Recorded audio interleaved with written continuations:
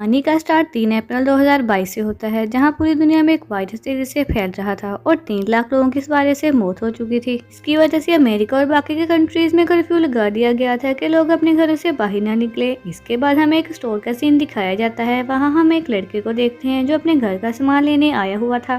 तभी उस लड़के के पास एक अननोन नंबर से मैसेज आता है जो इससे पूछ रहा था कि पार्टी के लिए तैयार हो। तो वो लड़का इससे पूछता है कि तुम कौन हो। दूसरी तरफ अननोन पर्सन अजीब बात करता है कि अगर तुम्हें ये वायरस हुआ तो हम पार्टी नहीं करेंगे और अगर तुम सेफ हुए तो पार्टी की जाएगी। वो लड़का उससे पूछता है कि तुम कौन हो। फिर जब ये लड़का काउंटर पर बिल पे करने के लिए जाता है तो वो अननोन पर्सन उसके बैग की पिक लेकर उसको सेंड करता है। तो वो लड़का ये देखकर बहुत डर जाता है, लेकिन फिर वो ये सोचता है कि शायद कोई उसके साथ मजाक कर रहा हो। लड़का इस चीज को इग्नोर कर देता है और बाहर अपनी गाड़ी में आता है। तो इसे अननोन पर्सन की कॉल आती है। तो वो इससे पूछ रहा था कि मैंने तुम्हें पार्टी का कहा था, तुम पार्टी के लिए तैयार हो। तो वो लड़का गुस्से में आकर फोन बंद कर देता है और अपने घर के लिए चला जाता है। जैसे ही वो लड़का अपने घर के अंदर आता है तो वो देखता है कि उसके घर में कोई और भी मौजूद है। घर का डोर भी ओपन था। जैसे ही वो दरवाजा बंद करता है तो एक मास्क वाला आदमी उस पर हमला कर देता है और वो चाकू से उसके हाथ को काफी जख्मी कर देता है, जिससे उसको काफी पेन हो रही थी। वो उस मास्क वाले आदमी को धक्का देकर अपनी जान बचाने के लिए कमरे में जाकर छुप जाता है। कमरे में आकर वो अपने हाथ पर बैंडेज लगाता है। वो बेसबॉल बैट लेकर बाहर जाता है ताकि वो इससे लड़ सके, लेकिन वो मास्क वाला आदमी वहाँ मौजूद नहीं था, लड़के के पीछे मौजूद था और इस लड़के को पकड़कर उसका गला काट देता है, जिससे वो मर जाता है। हम लोग यहाँ इस बात को नहीं जानते कि इस लड़के को मारने वाला कौन था, लेकिन इस बात का पता हम लोगों को आगे जाकर पता चलेगा।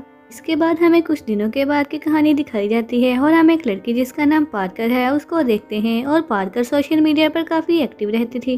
कर्फ्यू की वजह से वो अपने घर में रहते रहते बोर हो चुकी थी, तो वो अपनी छुट्टियां गुजारने के लिए अपनी दोस्त के साथ जाने वाली थी। और जाने से पहले वो अपनी तस्वीर बनाकर उसको पोस्ट कर देती है और डिटेल में उस जगह का नाम भी लिख देती हैं जहां पार्कर और उसकी फ्रेंड जा रही थी। जब वो दोनों उस जगह पहुंचती हैं तो उसकी फ्रेंड मिरी उसका घर देखकर काफी हैरान रह जाती है, क्योंकि वो घर बहुत बड़ा ही और खूबसूरत था। छुट्टियां गुजारने के लिए सबसे बेहतरीन जगह थी। जिस पर पार्कर इससे जवाब देती है कि काफी साल पहले मेरे डैड ने इस घर को खरीदा था और मैं अपने फ्रेंड के साथ इस जगह आती रहती हूँ। भी पार्कर को भी अननोन नंबर से मैसेज आता है, क्या तुम फन कर रही हो। जिस पर पार्कर उससे पूछती है कि तुम कौन हो, लेकिन इस बात को उसे कोई भी रिस्पॉन्स नहीं आता। इसके बाद दोनों फ्रेंड जेल के पास चली जाती हैं। वहाँ पर वही अननोन पर्सन उसको मैसेज करता है कि मैं जानता हूँ तुम और तुम्हारी फ्रेंड जेल के पास एंजॉय कर रही हैं। ये देखकर पार्कर काफी हैरान हो जाती है और सोचती है कि कोई हमारा पीछा कर रहा है। तो वो इस बारे में अपनी दोस्त मिरी को बताती है। ये बात सुनकर उसकी दोस्त भी काफी हैरान हो जाती है और वो पार्कर से कहती है कि शायद हमारा कोई फ्रेंड हमसे मजाक कर रहा है। रात को जब ये दोनों वाइन पी रही थी तो तभी घर के बाहर एक गाड़ी आकर रुकती है। तो ये देखकर दोनों विंडो से बाहर देखती हैं,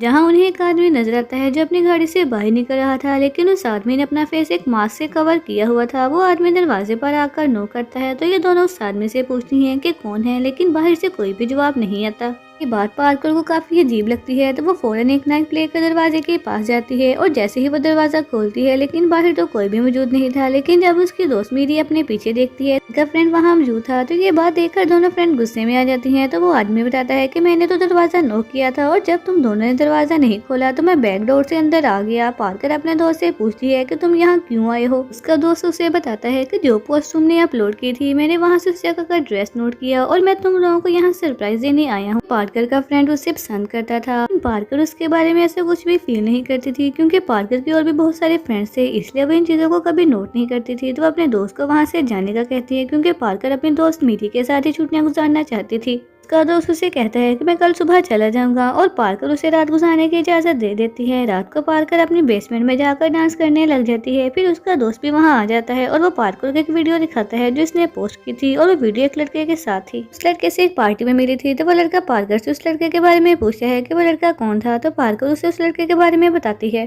पार्कर का फ्रेंड उसे कहता है कि मैं तुमसे शादी करना चाहता हूँ ताकि तुम इन चीजों से दूर रह सको। तो पार्कर उसको इनकार कर देती है कि मैं तुमसे शादी नहीं करना चाहती, तुम बस मेरे एक दोस्त हो। और ये कहकर पार्कर वहाँ से चली जाती है। ये बात उसकी फ्रेंड को काफी बुरी लगती है। कुछ देर के बाद वो अपनी गाड़ी के पास जाता है ताकि वहाँ से कुछ जरूरी सामान ले सके। तभी वहाँ पर हम एक आदमी को देखते हैं जिसने फेस पर मास्क पहना हुआ था और वो चुपके से घर के अंदर दाखिल हो जाता है। यहाँ पर हमें ये बात पता चलती है कि पार्कर या उसके दोस्त को जो अभी मैसेज आ रहे थे वो यही फेस मास्क वाला आदमी कर रहा था। इसके बाद पार्कर का फ्रेंड घर के अंदर जाता है और दरवाजे को लॉक कर देता है। इसके बाद तीनों रात को अपने अपने रूम में जाकर सो जाते हैं। पार्कर जब रात को सो रही थी तो उसके रूम में फेस मास्क मास्क वाला आदमी आता है जो उसका मोबाइल चुरा कर उसको अपने पास रख लेता है। इसके बाद वो बाकी दोनों के रूम में जाकर भी उनके मोबाइल चुरा लेता है। फिर रात को जब पार्कर के फ्रेंड की आंख खुलती है तो वो देखता है कि उसका मोबाइल उसके पास नहीं है। बात उसे काफी अजीब लगती है। जब वो नीचे आकर पूरे घर में अपना मोबाइल ढूंढने लगता है, पार्कर भी जाग जाती है तो वो भी अपना मोबाइल देखती है, लेकिन उसका मोबाइल भी वहाँ मौजूद नहीं था। तो ये बात देखकर वो भी परेशान हो जाती है। वो भी नीचे जाती है जहाँ पर उसका दोस्त भी मौजूद था। पार्कर के मुंह पर हाथ रख लेता है ताकि वो शोर न कर सके और फिर आहिस्ता आहिस्ता उसको बताता है कि घर में हमारे अलावा कोई और भी मौजूद है जिसने अपना फेस कवर किया हुआ है और वो काफी खतरनाक भी है। इसके पास एक चाकू भी है। मैंने उस आदमी को घर में घूमते देखा है। तुम गाड़ी की की लेकर गाड़ी में चले जाओ और मैं मेरी को भी उठाता हूँ ताकि तुम दोनों को कोई नुकसान न पहुँचा सके। ये सुनकर पार्कर गाड़ी की की लेकर विंडो से बाहर जाती है और गाड़ी में बैठ जाती है और अपने दोनों फ्रेंड्स का वेट करने लग जाती है। कर विंडो से देखती है कि फेस मास्क वाला आदमी मेरी के रूम में है और चाकू से मेरी को मारने ही वाला था। उससे पहले कि वो आदमी मेरी पर अटैक करता, उसका फ्रेंड आकर उसको रोक देता है। तब इन दोनों के दरमियान फाइट होती है।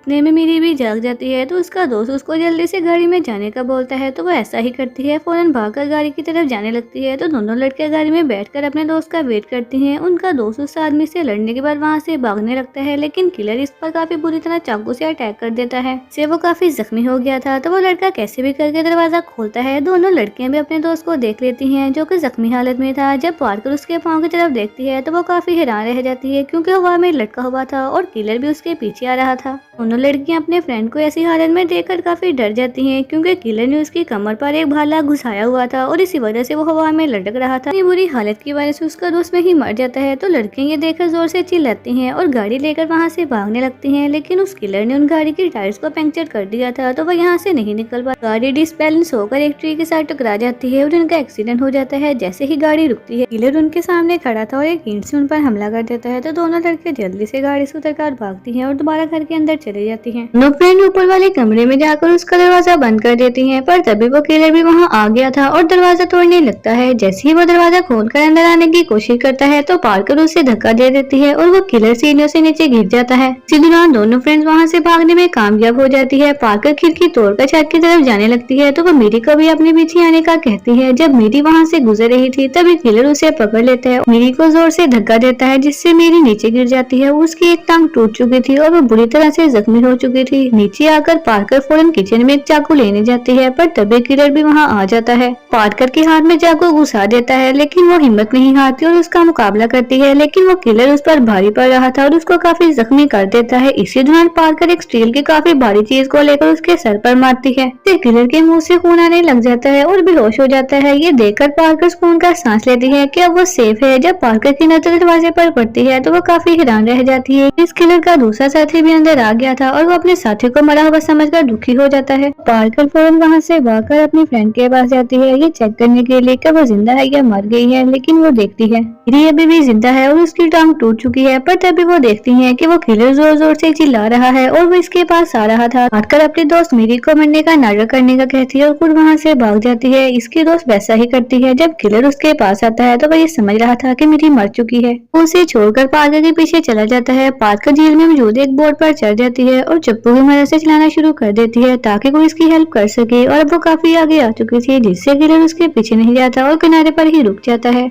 के पार्कर आगे बढ़ रही थी ताकि झील के दूसरी तरफ उसका नेबर है तो वो इससे हेल्प ले सके। कुछ दूर जाकर वो काफी डर जाती है क्योंकि उसको पता चल गया था कि किलर पानी में ही मौजूद है। वो इसका पीछा करते करते उस तक पहुंच गया था और वो चाकू की मदद से बोट के नीचे से हमला करना शुरू कर देता है। एक दफा तो चाकू पार्कर के हाथ के आर पार हो जाता है जिससे पार्कर को बहुत दर्द होती है, इसलिए वो पानी में कूदकर वहाँ से भागने लगती है। वो अपने नेबर के घर पहुँच गई थी और घर के अंदर चली जाती है, पर तभी उसका नेबर गन लेकर उससे पूछता है तुम घर के अंदर क्यों आई हो और तुम कौन हो। जिस पर वो बताती है कि मैं पार्कर हूँ, आप मुझे जानते हैं, मैं आपकी बेटी के साथ खेला करती थी। जील बताती है कि किलर मेरे पीछे पड़ा हुआ है, आप पुलिस को कॉल कर दे। तो वो आदमी जैसे ही पुलिस को कॉल करने के लिए जाता है तो वो किलर सामने से आकर उस आदमी को मार देता है। गन लेकर वो पार्कर पर गोलियां चलाने लगता है, लेकिन कोई भी गोली उसको नहीं लगती। वो जल्दी से विंडो से बाहर आती है और वहां से भागने लगती है। दूसरी तरफ मेरी अपनी टूटी हुई टांग के साथ कैसे भी करके घर के अंदर आ गई थी। घर को तोड़कर अपनी टांग को स्पोर्ट देती है और पट्टी लगा लेती है।